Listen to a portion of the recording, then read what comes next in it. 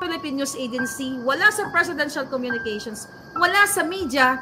So, ibig sabihin, number one, bakit hindi binabalita ng Malacanang? Bakit yung dalawang special envoys nasa balita, nasa news agency? Bakit si Michael Ma wala? Hindi pa isinama si Michael Ma. Tatlo pala silang inappoint eh. Politikong mga hinayupak na tahimik na nakikipagsabwatan sa hayop na administrasyong ito. Sagutin nyo ang tanong bilang ni Maharlika, kundi tanong ng bawat taxpayers. Bakit hindi inulat ng dyaryo ng media, ng gobyerno ang pag-a-appoint dito sa pinangalan ng smuggler ng Committee on Ways and Means dyan sa Kongreso? Nag-aaklas kayo dahil nag-appoint sila ng isang smuggler.